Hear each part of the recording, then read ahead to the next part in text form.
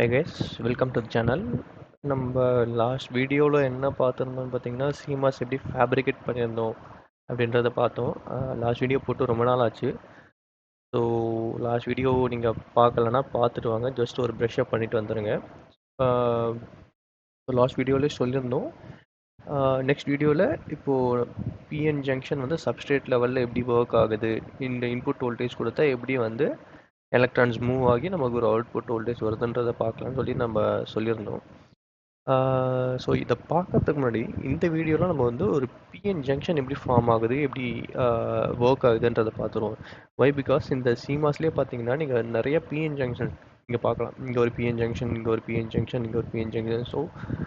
So சிமாஸில் எடுத்துக்கிட்டிங்கனாலே ஒரு பேசிக்காக PN junctions நிறையா இருக்கும். ஸோ நீங்கள் ஒரு பிஎன் ஜங்ஷன் எப்படி ஒர்க் ஆகுது அப்படின்றத பார்த்துட்டிங்கன்னா உங்களுக்கு இந்த சிமாஸ் எப்படி ஒரு சப்ஸ்ட்ரேட் லெவலில் எலக்ட்ரான்ஸ் எப்படி மூவ் ஆகுதுன்றதை உங்களுக்கு ஈஸியாக நீங்கள் மேட்ச் பண்ணிக்கலாம். So let's go. ஓகேவா? ஸோ ஃபர்ஸ்ட் வந்து ஒரு பிஎன் ஜங்ஷன். யூஸ்வலாக நமக்கு தெரியும் பிஎன் ஜங்ஷன்னா ஒரு பி டைப் இருக்கும், ஒரு என் டைப் இருக்கும். ரெண்டுத்தையும் ஒரு ஜாயின் பண்ணால் ஒரு பிஎன் ஜங்ஷன் ஃபார்ம் ஆகிடுன்றது தெரியும். பட் ஒரு பிஎன் ஜங்ஷன் இப்படி தான் இருக்குமா அப்படின்னு கேட்டால் கிடையாது. ஏன்னா ஒரு பியும் நீங்கள் எண்ணையும் ஜாயின் பண்ணும்போது இந்த இடத்துல ஒரு டிப்ளீஷன் லேயர் ஃபார்ம் ஆகும், விச் இஸ் நத்திங் பட் இந்த இடத்துல ஒரு எலக்ட்ரான்ஸ் இருக்குது, இந்த இடத்துல ஒரு ஹோல்ஸ் இருக்குது. இன்னும் இங்கே ரெண்டுத்தையும் ஜாயின் பண்ணும்போது இந்த இடத்துல ஒரு டிப்ளீஷன் லேயர் ஃபார்ம் ஆகும். ஸோ இந்த கிளாஸில் நம்ம என்ன பார்க்க போகிறோம்னா இந்த டிப்ளீஷன் லேயர் எப்படி ஃபார்ம் ஆகுது, இந்த டிப்ளீஷன் லேயரை வச்சு இந்த பி டைப் இந்த பிஎன் ஜங்ஷன் எப்படி ஒர்க் ஆகுதுன்றதை பார்க்க போகிறோம். ஓகேவா? ஸோ ஃபர்ஸ்ட் இதுக்கு இந்த டிப்ளீஷன் லேயர் ஃபார்ம் ஆகிறதுக்கு ரெண்டு திங்ஸ் வேணும்.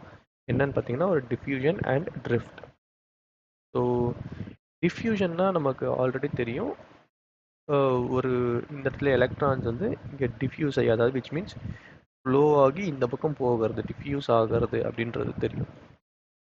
எப்படி இந்த எலக்ட்ரான்ஸ் ரெண்டுத்தையும் ஜாயின் பண்ணும்போது எப்படி எலக்ட்ரான்ஸ் ஃப்ளோ ஆகுதுன்னு பார்த்தீங்கன்னா, யூஸ்வலாக இந்த என் டைப் மெட்டீரியலில் எலக்ட்ரான்ஸோட கான்சன்ட்ரேஷன், இந்த கேரியரோட கான்சன்ட்ரேஷன் ரொம்ப அதிகமாக இருக்கும் compared to the holes which is P type. So இந்த இடத்துல கான்சன்ட்ரேஷன் அதிகமாக இருக்கிறதுனால என்ன ஆகும்னு பார்த்தீங்கன்னா, இந்த எலக்ட்ரான்ஸ் வந்து இங்கேருந்து மூவ் ஆகி இந்த ஹோல் ரீஜியனுக்கு வரும். ஸோ டிஃப்யூஸ் ஆகி இந்த எலக்ட்ரான்ஸ் டிஃப்யூஸ் ஆகி இந்த ஹோல் ரீஜியனுக்கு வரும். இந்த இடத்துல எலக்ட்ரான்ஸ் டிஃப்யூஸ் ஆகிறது. ஸோ இந்த எலக்ட்ரான்ஸ் இங்கே டிஃப்யூஸ் ஆகிடுச்சு. அப்போ இந்த இடத்துல என்ன இருக்கும்? எலக்ட்ரான்ஸ் இருக்காது, ஹோல்ஸ் இருக்கும். ஸோ இந்த ஹோல்ஸ் வந்து not just a hole, electrons இந்த பி டைப் டொனேட் ஆகிறதுனால திஸ் இஸ் அ டோனார். என்ன donor? Positive charge donor. So இது வந்து ஒரு பாசிட்டிவ் சார்ஜ். இந்த இடத்துல எலக்ட்ரான்ஸ் இங்கே டொனேட் ஆகிறதுனால இந்த இடத்துல இருக்க ஹோல்ஸ் வந்து ஒரு சார்ஜ் ஆகுது, ஒரு அயான் ஆகுது. ஸோ இது வந்து பாசிட்டிவ் சார்ஜ். இந்த இடத்துல அதே மாதிரி நிறைய எலக்ட்ரான்ஸ் வந்து இங்கே ஃப்ளோ ஆகிட்டே இருக்கும் பிகாஸ் ஆஃப் தி கான்சன்ட்ரேஷன். நிறைய இந்த எலக்ட்ரான்ஸ் ஃப்ளோ ஆகிறதுனால இந்த இடத்துல எலக்ட்ரான்ஸ் வந்து ஃபுல்லாக ஃப்ளோ ஆகி டிஃப்யூஸ் ஆகி இந்த இடத்துல பாசிட்டிவ் சார்ஜ் ஃபார்ம் ஆகிடும். இந்த ஓரத்தில் இருக்க எலக்ட்ரான்ஸ் டிஃப்யூஸ் ஆகி பாசிட்டிவ் சார்ஜ் ஃப்ளோ ஆகிடும். இப்போ என்ன ஆகும்னா இந்த கான்சன்ட்ரேஷன் வந்து இதை விட அதிகமாக இருக்கும், ஹோல்ஸோட கான்சன்ட்ரேஷன். ஸோ என்ன ஆகும்னா மறுபடியும் இந்த ஹோல்ஸ் வந்து எலக்ட்ரான் இந்த என் டைப்புக்கு டிஃப்யூஸ் ஆகும். இந்த ஹோல்ஸ் வந்து இங்கே போகும். இங்கே ஹோல் போச்சுன்னா என்ன ஆகும்? எலக்ட்ரான் இருக்கும். இது வந்து not just an electron, is a negative charge. இது வந்து இங்கே போகுது, டோனார் ஆகுது. இது வந்து டோனார் ஆகுது. ஸோ இந்த இடத்துல ஒரு நெகட்டிவ் அயான் ஃபார்ம் ஆகுது. Is nothing but a charge. So அதே மாதிரி இந்த கான்சன்ட்ரேஷன் ஃபுல்லாக இது வர வரைக்கும் இந்த இடத்துல ஃபுல்லாக நெகட்டிவ் சார்ஜ் ஃபார்ம் ஆகுது. அட் சம் பாயிண்ட் இந்த ரெண்டு கான்சன்ட்ரேஷனும் ஈக்குவல் ஆனதுக்கு அப்புறம் இந்த டிப்ளீஷன் லேயர் ஃபார்ம் ஆகிறது, விச் இஸ் இந்த அயான் ஃபார்ம் ஆகிறது ஸ்டாப் ஆகிடும். ஸோ அதனால் இந்த டிப்ளீஷன் லேயர் வந்து ஃபார்ம் ஆகிறது ஸ்டாப் ஆகிடும். ஓகே, இப்போது வந்து இந்த கான்சன்ட்ரேஷன் இருக்குது, இது ரெண்டு கான்சன்ட்ரேஷன் பேஸ் பண்ணி டிப்ளீஷன் லேயர் ஃபார்ம் ஆகிடுச்சு. இப்போ இந்த டிப்ளீஷன் லேயர் ஃபார்ம் ஆனதுக்கப்புறம் இங்கே பாசிட்டிவ் இருக்குது, நெகட்டிவ் இருக்குது. ஸோ இந்த இடத்துல ஒரு எலக்ட்ரிக் ஃபீல்டு இருக்குமா? ஒரு பாசிட்டிவ் சார்ஜ் இருக்குது, நெகட்டிவ் சார்ஜ் இருக்குது. அப்போ இந்த இடத்துல ஒரு எலக்ட்ரிக் ஃபீல்டு இருக்கும், கரெக்டாக? ஸோ எலக்ட்ரிக் ஃபீல்டு எந்த டைரெக்ஷனில் இருக்கும்? பாசிட்டிவ் டு நெகட்டிவ், இந்த டைரெக்ஷனில் எலக்ட்ரிக் ஃபீல்டு இருக்கும். இது வந்து என்ன எலக்ட்ரிக் ஃபீல்டுனா பில்ட்-இன் எலக்ட்ரிக் ஃபீல்டு. இந்த செமிகண்டக்டருக்குள்ளே இருக்க பில்ட்-இன் எலக்ட்ரிக் ஃபீல்டு. சரி, இப்போது எலக்ட்ரிக் ஃபீல்டு இருக்குது இங்கே. இப்போ எலக்ட்ரிக் ஃபீல்டு இருந்ததுன்னா இந்த இடத்துல ஒரு கரண்ட் இருக்கணும், கரெக்டாக? இந்த இடத்துல ஒரு கரண்ட், என்ன கரண்ட் இருக்குது? இது எதனால் ஃபார்ம் ஆச்சு? டிஃப்யூஷனால் ஃபார்ம் ஆச்சு, கரெக்டாக? ஸோ அப்போ இந்த இடத்துல இருக்க கரண்ட்டை பேர் என்ன? டிஃப்யூஷன் கரண்ட் எந்த பக்கம் இருக்கும்? இந்த டைரக்ஷனில் இருக்கும். நெகட்டிவ் டு பாசிட்டிவ் இந்த டைரக்ஷனில் டிஃப்யூஷன் கரண்ட் இருக்கும். சரி, இந்த இடத்துல டிஃப்யூஷன் கரண்ட் இருந்ததுன்னா இது கண்டக்ட் ஆகுதுன்றது மாதிரி எடுத்துக்கலாமா? நோ. ஏன்னா நம்ம இன்னொரு டிஃப்யூஷன் மட்டும்தான் பார்த்துருக்கோம். ட்ரிஃப்ட் அப்படின்ற ஒரு விஷயம் பார்க்கல. ட்ரிஃப்ட் அப்படின்னா என்னன்னா, இந்த இடத்துல ஒரு எலக்ட்ரிக் ஃபீல்டு வந்துருச்சு. ஓகேவா? இந்த இடத்துல அயன்ஸ்லாம் ஃபார்ம் ஆகிடுச்சு. இப்போது இந்த டைமில் இங்கேருந்து ஒரு எலக்ட்ரான் இந்த டிப்ளீஷன் லேயருக்குள்ளே வருது அப்படின்னா, இந்த பாசிட்டிவ் சார்ஜ்னால அட்ராக்ட் ஆகி இந்த டிப்ளீஷன் லேயருக்குள்ளே வருது அப்படின்னா, இந்த இடத்துல இருக்க எலக்ட்ரிக் ஃபீல்டுனால நெகட்டிவ் சார்ஜ் இருக்கா? ஸோ இதனால் என்ன ஆகும்? இந்த உள்ள வர எலக்ட்ரான் அப்படியே ட்ரிஃப்ட் ஆகும். விச் இஸ் இது வந்து புஷ் பண்ணும், திரும்ப என் டைப்கே புஷ் பண்ணும். ஸோ இந்த எலக்ட்ரான் இங்கே வந்து இப்படி புஷ் பண்ணும். இதனால ஒரு ட்ரிஃப்ட் கரண்ட் ஃபார்ம் ஆகும். எலக்ட்ரான் மூவ் ஆகிறதுனால ஒரு எலக்ட்ரிக் கரண்ட் இந்த இடத்துல ஃபார்ம் ஆகும். ஓகேவா? ஸோ இந்த ட்ரிஃப்ட் ஆகிறதுனால ஃபார்ம் ஆகிற கரண்ட் வந்து ட்ரிஃப்ட் கரண்ட் அப்படி சொல்லுவாங்க. அதே மாதிரி இந்த இடத்துல இருக்க பாசிட்டிவ் சார்ஜ், இந்த ஹோல் வந்து இந்த எலக்ட்ரானால் அட்ராக்ட் ஆகி டிப்ளீஷன் லேயருக்குள்ளே வரும்போது இந்த எலக்ட்ரிக் ஃபீல்டு இந்த இடத்துல இருக்க பாசிட்டிவ் சார்ஜ்னால இந்த ஹோலும் வந்து இந்த டைரெக்ஷனில் புஷ் பண்ணும், ட்ரிஃப்ட் ஆகும். ஸோ இந்த ஹோல் வந்து இந்த பக்கம் ட்ரிஃப்ட் ஆகுது, எலக்ட்ரான் இந்த பக்கம் ட்ரிஃப்ட் ஆகுது. ஸோ இதனால் ஒரு கரண்ட் ஃபார்ம் ஆகும், which is nothing but drift current. So பார்த்தீங்கன்னா எலக்ட்ரான் வந்து இந்த டைரெக்ஷனில் ட்ரிஃப்ட் ஆகுதா? ஸோ எலக்ட்ரான் ட்ரிஃப்ட் கரண்ட் வந்து இந்த டைரெக்ஷனில் வரும்.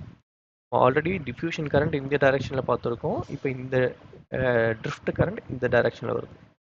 ஸோ இந்த drift current and diffusion current ரெண்டுமே ஆப்போசிட் டைரெக்ஷனில் வரதுனால ரெண்டுமே ஈக்குவல் ஆகிடும். ஸோ பார்த்தீங்கன்னா இந்த ஹோல் ட்ரிஃப்ட்டும் இந்த ஹோல் டிஃப்யூஷனும் ஈக்குவல், இந்த எலக்ட்ரான் டிஃப்யூஷனும் எலக்ட்ரான் ட்ரிஃப்ட்டும் ஈக்குவல். ஸோ இந்த இடத்துல ரெண்டு கரண்ட்டுமே ஈக்குவலாக இருக்கும். ஸோ அதனால் இது வந்து அன்பயஸ்டு கண்டக்ட் பண்ணாது. ஓகேவா? ஸோ பேசிக்காக ஒரு டிப்ளீஷன் லேயர் இப்படி தான் ஃபார்ம் ஆகும்.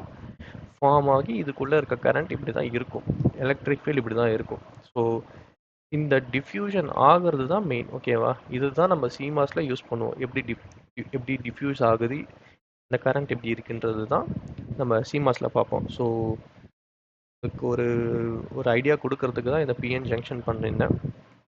ஸோ ஆடடாக பார்த்தோன்னா நம்ம ரிவர்ஸ் பயஸ் ஃபார்வர்ட் பயஸில் எப்படி இந்த பிஎன் ஜங்ஷன் ஒர்க் ஆகுதுன்னு பார்த்துருவோம். ஸோ ஒரு ஃபார்வர்ட் பயாஸ் கொடுக்கும்போது என்ன ஆகுது? ஸோ ஆல்ரெடி நமக்கு தெரியும் எலக்ட்ரிக் ஃபீல்டு இந்த டைரெக்ஷனில் இருக்குது, பில்ட்-இன் எலக்ட்ரிக் ஃபீல்டு. ஓகேவா? பாசிட்டிவ் டு நெகட்டிவ் இந்த டைரெக்ஷனில் எலக்ட்ரிக் ஃபீல்டு இருக்குது. நம்ம இது இல்லாமல் எக்ஸ்டர்னலாக ஒரு ஃபார்வர்ட் பயாஸ் கொடுக்குறோம், எக்ஸ்டர்னலாக ஒரு பேட்ரி வச்சு அதை நம்ம சார்ஜ் பண்ணுறோம் அப்படின்னா, கரண்ட் கொடுக்குறோம் அப்படின்னா, ஸோ இந்த இடத்துல ஒரு எலக்ட்ரிக் ஃபீல்டு இருக்குமா, ஃப்ரம் பாசிட்டிவ் டு நெகட்டிவ்.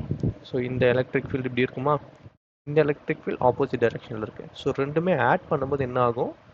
இந்த டிப்ளீஷன் லேயரோட எலக்ட்ரிக் ஃபீல்டு கம்மியாயிடும். ஓகேவா? So compare to the normal depletion layer, நம்ம ஒரு ஃபார்வர்ட் பயாஸ் கொடுக்கும்போது இந்த டிப்ளீஷன் லேயர் வந்து சின்னதாகிடும். இந்த ஏரியா டிப்ளீஷன் லேயர் சின்னதாகிடும்னா இந்த ஏரியா வந்து கம்மியாகும். இன்னொரு வேர்டிங்கில் இன்னொரு உங்களுக்கு புரிகிற மாதிரி சொல்லணும்னா, இப்போது இந்த இடத்துல நெகட்டிவ் சார்ஜ் கனெக்ட் ஆகிருக்கா வித் என். ஸோ அப்போ என்ன ஆகும்? இந்த இடத்துல எலக்ட்ரான்ஸ் இப்படி ஃப்ளோ ஆகுமோ, இப்படி எலக்ட்ரான்ஸ் ஃப்ளோ ஆகாதுன்னா ஆல்ரெடி இங்கே எலக்ட்ரான்ஸ் இருக்குது. ஸோ இந்த எலக்ட்ரான்ஸ் என்ன ஆகும்? ரிப்பல் ஆகும்போது இது அப்படியே இந்த எலக்ட்ரான்ஸ் வந்து ஃபுல்லாக இந்த பக்கம் புஷ் பண்ணும். அதே மாதிரி இப்போ ஹோல்ஸ் வந்து இந்த பக்கம் போகுதா, ஹோல்ஸும் இந்த பாசிட்டிவ் சார்ஜ் இந்த பாசிட்டிவ் சார்ஜ் என்ன ஆகும்? ரிப்பல் ஆகும். ஸோ அப்படியே ஃபுல்லாக இந்த ஹோல்ஸ் வந்து இது ஃபுல்லாக புஷ் பண்ணும். ஸோ இது இந்த பக்கம் புஷ் பண்ணும், இது இந்த பக்கம் புஷ் பண்ணும். சரி. ஸோ அப்போ என்ன ஆகும்? இந்த ஏரியா வந்து சின்னதாகிடும். ஸோ இது வந்து ஜஸ்ட் ஒரு உங்களுக்கு அண்டர்ஸ்டாண்டிங் தான். பட் இந்த எலக்ட்ரிக் ஃபீல்டை வச்சு தான் இந்த ஏரியா வந்து ஏரியாவோட சைஸ் வந்து சேஞ்ச் ஆகுறது. ஓகேவா? நெக்ஸ்ட் அப்படியே ரிவர்ஸ் பயஸ் பார்த்தோம்னா, அப்படியே இந்த டெர்மினல்லாம் மாற்றி கொடுத்தோம்னா என்ன ஆகும்? ஆல்ரெடி பில்டிங் எலக்ட்ரிக் ஃபீல்டு இப்படி தான் இருக்குது, நம்ம எக்ஸ்ட்ராவாக கொடுக்குற எலக்ட்ரிக் ஃபீல்டும் இந்த டைரெக்ஷனில் இருக்குது. ஸோ ரெண்டு ஆட் ஆகும்போது என்ன ஆகும்? இந்த ஏரியா வந்து வைடன் ஆகும், பெருசாகிடும். ஸோ நம்மளோட வேர்டிங்ஸில் சொல்லணும்னா, இந்த இடத்துல ஹோல்ஸ் போகுது, இந்த இடத்துல எலக்ட்ரான்ஸ் இருக்குது, இது ரெண்டும் அட்ராக்ட் ஆகும். ஸோ இந்த இடத்துல இருக்க எலக்ட்ரான்ஸும் இந்த பக்கம் அட்ராக்ட் ஆகும். அதே மாதிரி இந்த பக்கம் எலக்ட்ரான்ஸ் போகுது, ஆல்ரெடி ஹோல்ஸ் இருக்குது, ரெண்டுமே அட்ராக்ட் ஆகும். ரெண்டுமே அட்ராக்ட் ஆகி இங்கே இருக்க ஹோல்ஸும் வந்து இந்த பக்கம் வருது. ஸோ இந்த ஏரியா வந்து பெருசாகுது, வைடன் ஆகுது. ஓகேவா? ஸோ இதுதான் பேசிக்காக ஒரு ஃபார்வர்ட் பயஸ் ரிவர்ஸ் பயஸில் ஒர்க் ஆகுது. நம்மளோட இந்த விஐ கேரக்டரிஸ்டிக்ஸ் பார்த்தோம்னா, ஸோ இந்த இடத்துல ஃபார்வர்ட் பயஸ் கொடுக்கும்போது என்ன ஆகுது, இந்த ஏரியா வந்து டிப்ளீஷன் ஏரியா கம்மியாகுதா, ஸோ அப்போ இந்த இடத்துல ரெசிஸ்டன்ஸ் வந்து கம்மியாகும். ஸோ நான் இந்த வோல்டேஜ் இன்க்ரீஸ் பண்ண இந்த ரெசிஸ்டன்ஸு கம்மியாக இருக்கிறதுனால அட் சம் பாயிண்ட் இது வந்து கண்டக்ட் ஆக ஆரம்பிச்சிடும். ஸோ இங்கே பார்த்தீங்கன்னா உங்களுக்கு தெரியும், நான் இந்த இடத்துல ஃபார்வர்ட் பயஸ் கொடுக்குறேன், வோல்டேஜ் இன்க்ரீஸ் பண்ண கரண்ட் வந்து அட் சம் பாயிண்ட் வந்து இன்க்ரீஸ் ஆகிட்டே இருக்குது. சிமிலராக நான் ரிவர்ஸ் பயஸ் கொடுக்கும்போது இந்த இடத்துல டெப்ளீஷன் லேயரோட ஏரியா வந்து பெருசாக இருக்கிறதுனால இந்த ரெசிஸ்டன்ஸும் அதிகமாக இருக்கும். ஸோ அப்போ இது வந்து கண்டக்ட் பண்ணுறது கம்மியாக கண்டக்ட் பண்ணும், இன்ஃபேக்ட் கண்டக்ட் பண்ணாதுன்னு சொல்லலாம். ஸோ இதே மாதிரி இந்த பக்கம் வந்தீங்கன்னா ரிவர்ஸ் பயஸ் வோல்டேஜ் இன்க்ரீஸ் பண்ண கரண்ட் வந்து கண்டக்ட் பண்ணாது, இன்ஃபேக்ட் நெகட்டிவ் கரண்ட் வந்தது. ஓகேவா? ஸோ திஸ் இஸ் ஹவ் ஒரு பிஎன் ஜங்ஷன் ஒர்க் ஆகுது. ஸோ நான் இந்த பிஎன் ஜங்ஷன் எதுக்கு எக்ஸ்பிளைன் பண்ணுறேன்னா, பேசிக்காக இந்த டிப்ளீஷன் லேயர் எப்படி வந்து இந்த இடத்துல கேரியர் வந்து எப்படி மூவ் ஆகுது, இந்த கேரியர் எப்படி மூவ் ஆகுதுன்ற உங்களுக்கு ஒரு ஐடியா கொடுக்கறதுக்காக தான் இந்த ஒரு PN junction video. So next கிளாஸில் நெக்ஸ்ட் வீடியோவில் சிமாஸ் அந்த ஸோ இந்த இடத்துல எப்படி வந்து எலக்ட்ரான்ஸ் மூவ் ஆகி இந்த இன்புட் வோல்டேஜ் நம்ம கொடுக்கும்போது எப்படி சிமாஸ் ஒர்க் ஆகுதுன்றதை நம்ம நெக்ஸ்ட் வீடியோவில் பார்ப்போம். ஓகேவா? இனிமேல் வீடியோ வந்து கொஞ்சம் நான் ரெகுலராக போட ட்ரை பண்ணுறேன். நெக்ஸ்ட் வீடியோவில் பார்க்கலாம். தேங்க்யூ.